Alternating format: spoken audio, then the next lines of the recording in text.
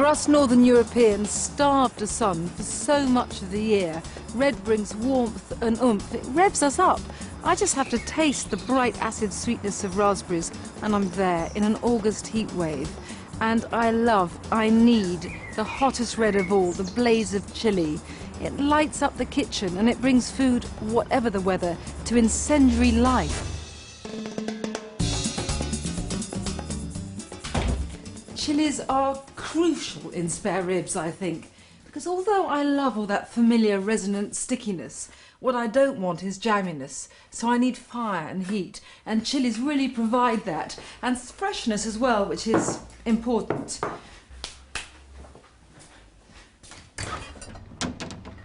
Chilies, the ginger and spring onions, and the spare ribs themselves. You can get these, in the supermarket these days, but if not, ask a butcher. Okay, so we're ready for the off. Now first, some rice wine vinegar for sourness, because all barbecue has to have a sour element as well as a sweet. About 4 tablespoons, which is 60 mils. That's about it. Slightly less soy, about 3 tablespoonfuls. Yum. Some toasted sesame oil, not a lot, just enough to give that aromatic nuttiness. And now ordinary oil, ground nut or vegetable, about 2 tablespoonfuls. Okay, the same amount of honey, about 2 tablespoonfuls worth. Runny honey, not that thick, solid stuff. Now, staying with sweetness, I want cinnamon. And I like to crumble it in like this, not use ground cinnamon. In the same note, some star anise, a couple. Throw them in. And now ginger, quite a bit of it. Just tumble in these golden spikes. 4 spring onions, just roughly chopped. Now the chilies, 2 lovely fat red juicy ones. Tumble these in. And in these ribs go. I've got 16 here, but I don't know how many people you're going to be cooking for. Really move everything about so that the marinade thinly coats the ribs all over.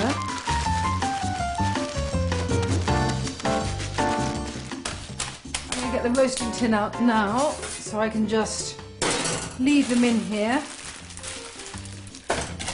marinating while I clear up, and then they can just go in the oven.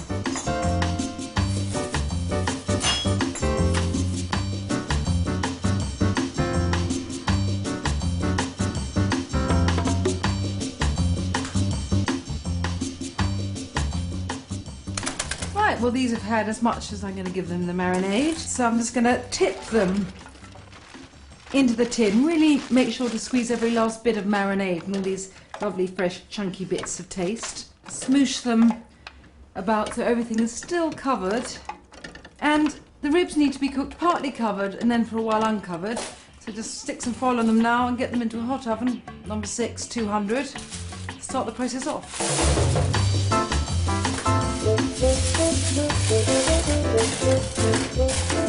About an hour for this bit. I make my ribs a bit farier than a lot of people would, but then I love hot food. I mean, I think it's compulsive. And in fact, I once did read a paper which explained that there's something in chilies which makes them chemically addictive. And I have to admit, I am a complete heat junkie. The food I like eating most is the food that bites back. I mean, so pitiful, I have to say, is my addiction to chili that just in case I'm out of my home without a source of heat, I carry these little baby bottles of Tabasco in my bag, and then I know I'm going to be okay. I mean, it's that bad. But I have quite an array of chili sauces from around the world, all of which are deeply necessary to me. Pepperoncini. This is very old, you can see.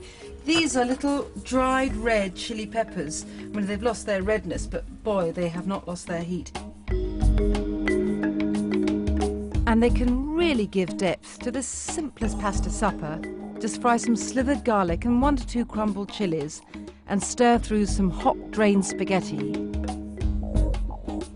Serve with a sprinkling of fresh parsley. Spaghetti aglio olio. Simple, sensational and life-giving. Sambal erlik, I love this. It's very hot chili from Indonesia. Really, this is just salted, pounded chilies, so you get all the texture and all the heat. It's my secret for instantly transforming a comforting roast chicken to a fire-giving, chili-hot dinner. Just smear the skin with sambal erlik and roast in an oven at maximum temperature. Addictive. Sweet chili dipping sauce from China. Now, sweetness and heat go very well together. OK, this is a strange combination, but I beg you to try it. Ice cream with red-hot chili syrup, made by boiling a cupful each of water and sugar, then pouring it over a finely chopped chili. Take my word for it, it really works. Feel lit up and soothed at the same time. Well, those ribs should have had about an hour. Just unveil them. Now they look a bit pale, and that's because at this stage I'm going to put on some honey and some 5-spice powder and then turn up the heat so that they get sticky and glazed. About 2 generous tablespoonfuls worth of honey and about 2 teaspoons of 5-spice powder. And then in this really hot oven, which is about gas 8, 230 centigrade, they will need about 30 minutes more, but you have to watch. Just turn them occasionally so that they get really sticky and sort of thick with glaze. And what I love to do at the end is add a final sprinkle of earthy hot coriander and really deep heat some more fresh red chilies. Perfect. Now you can see these ribs are scorched and glazed. Right, tongue away.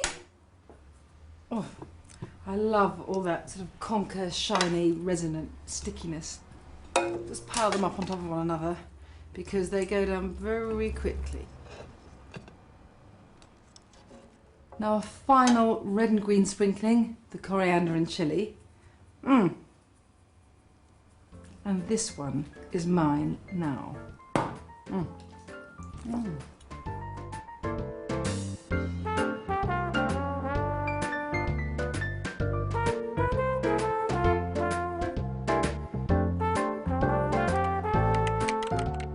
As a food writer, but really as an eater, I am a shameless solicitor for recipes. I want everyone I meet to tell me what they cook and how they cook it. But I think cooking is where social history and gossip meet. And it's about sharing and passing on of habits and practices. One of my favourite recipes was sent to me by a friend who was travelling around Australia, and she emailed me this thing called Slut Red Raspberries in Chardonnay Jelly. And I knew I wanted to make it because it sounded so terrific. But I thought no recipe could live up to that title. Luckily I was wrong, because I think this surpasses it.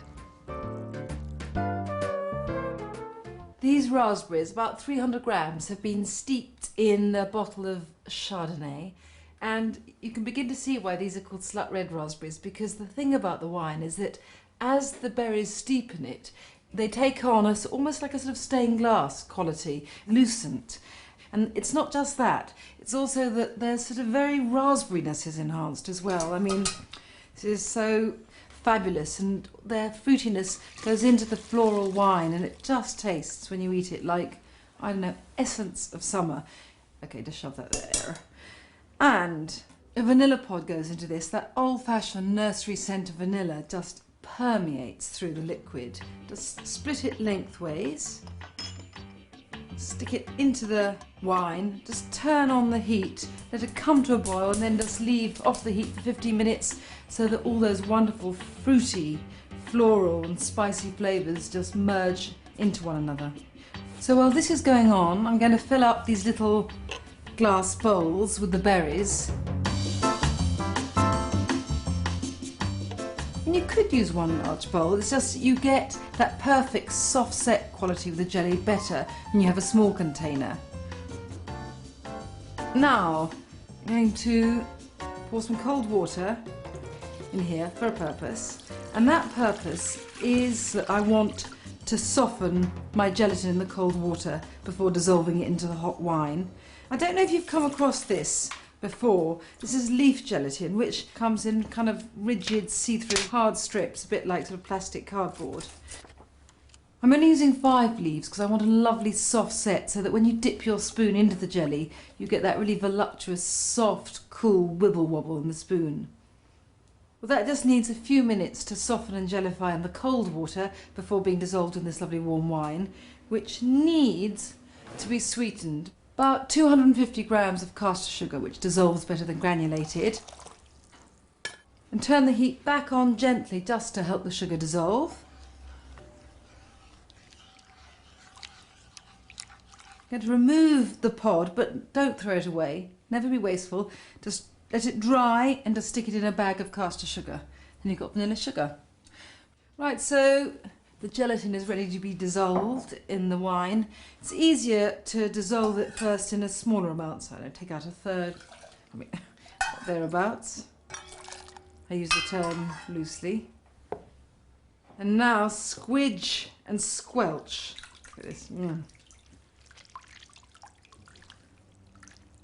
And just drop it into the jug and whisk to dissolve. That's it. Pour back in here so you've got the whole lot. Now, because there is more than a touch of Norman wisdom about me, I'm going to pour this into a jug first, because I think if I start trying to fill up those little bowls from a pan, it'll go all over the tray.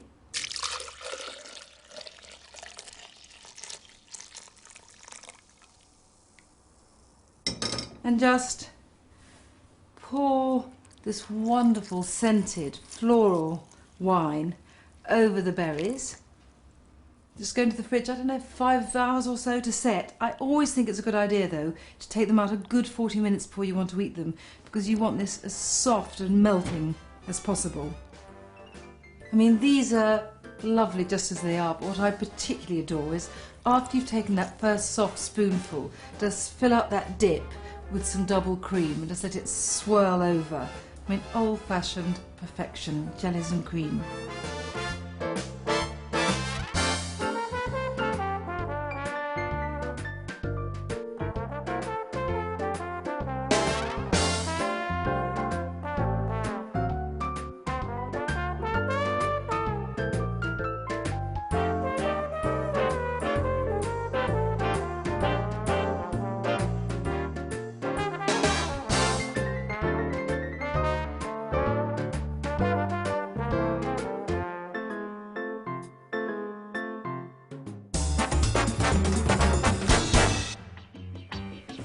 In cooking, as in the rest of life, I believe in playing to my strengths, not my weaknesses, and I am unapologetically an enthusiast, not an expert, which is my way of saying, however awful this sounds, that I leave any job that requires patience, dexterity, or even brisk competence to others.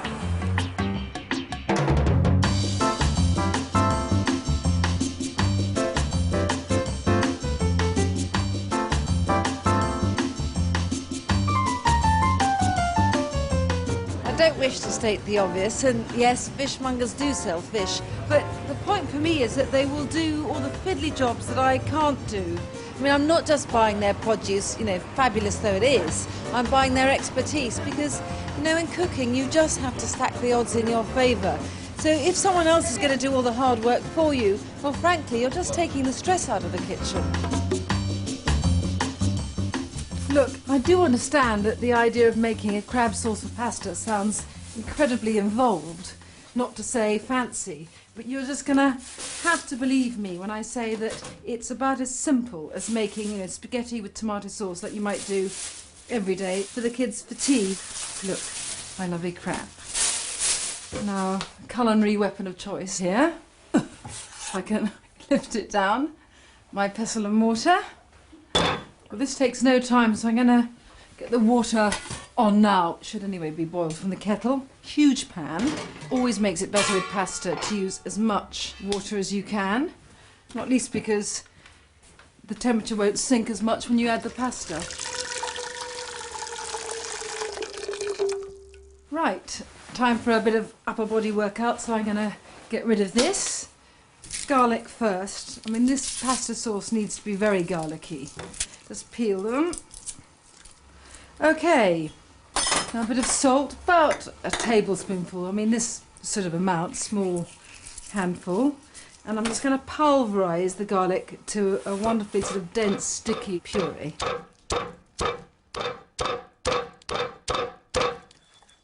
Right, so I've got the wonderful sort of deep heat of the garlic, and now I want the sort of fiery spikiness of some red chilli in the... I don't know whether this is the pestle or this is the mortar. I'm presuming that this is the mortar and this is the pestle. Don't write in. Okay, in they go, and these wonderful sort of clumps of red are going to be pounded to a sort of coral sunset paste. I must say, I do like any form of kitchen activity which sort of demands work that doesn't need any dexterity, and this about sums it up. Now, get the pasta in. I use linguine, which I suppose in a way is like a cross between spaghetti and tagliatelle. Slightly wider, but also wonderfully dense, which makes it a great vehicle to carry the sauce. Now, the main event. This is about 100 grams of brown crab meat and about twice that, so 200 of white. Okay, just fork through, and now some olive oil, about 125 millilitres. I find that easiest to use an American half cup measure.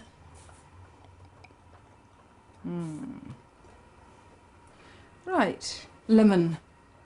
A lot of zest as well as juice, just because I want this to be really quite definitely lemony. I mean, not astringent, it's all got to work together.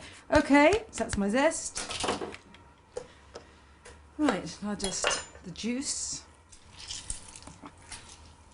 Beautiful colours. Let's just fork it through, and that is all there is to it. I'm just going to go and check how the pasta's doing.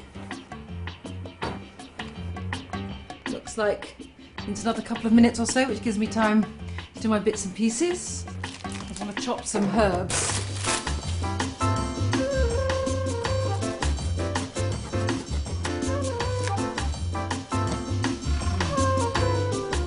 I have to say, you don't need to use this crab as a sauce for pasta. It is really wonderful, just heaped on a plate and eaten with a pile of hot brown toast. But then again, having recently released myself from a low carbohydrate diet, I find I can leave no loaf unturned, and any bread is really wonderful with this. I'm just going to have a quick rhapsodic dip. And that looks absolutely perfect. Just need to turn the heat off and drain and dress.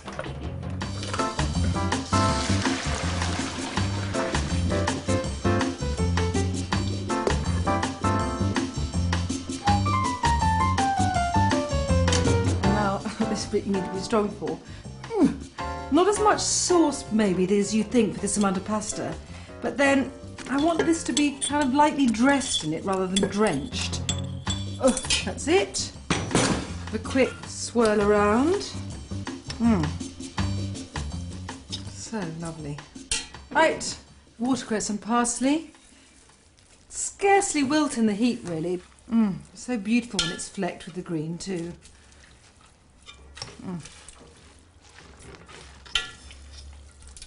Right. Can't wait.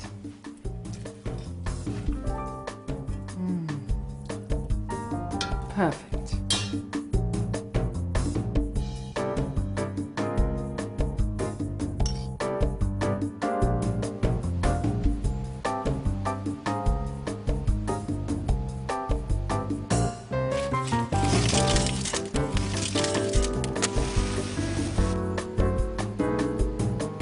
Right, I'm going into the garden for a spot of al fresco cooking this afternoon.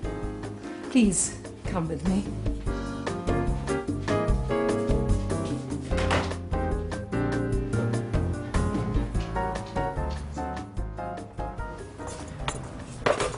Okay, ready to barbie. Now, these fish fillets will take hardly any time to cook. I'm going to put some foil on the barbecue because otherwise I find the fish just sticks to the wires and I don't want to mar the beauteousness of my fillets. Slap them down.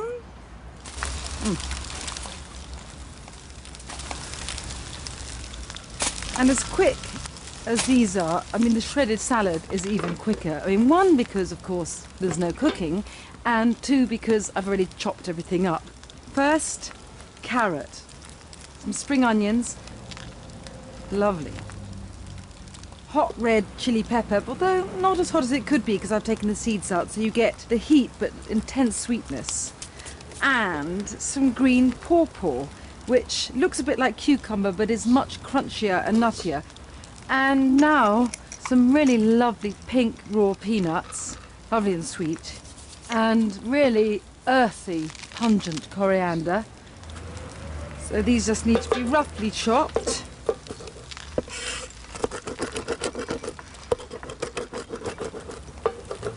Okay, so just gonna add these and then attempt in my rather alarmingly clumsy way to turn over the fish.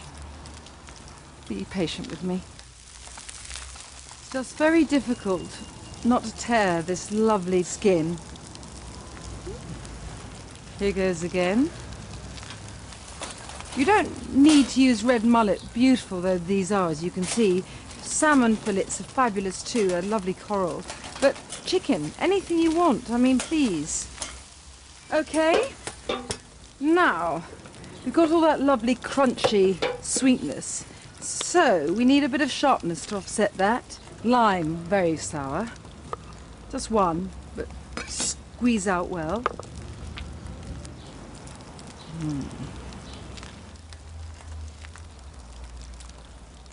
Some fish sauce, and it's this sharp note which makes the whole thing so refreshing and, if I may say so, very unfishily inviting.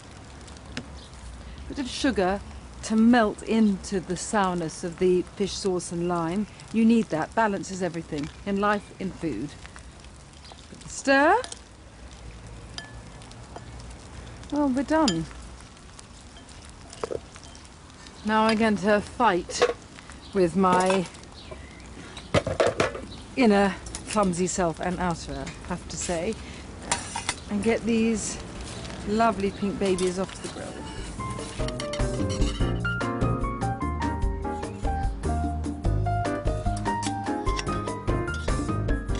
And just strew with those lovely crunchy shards.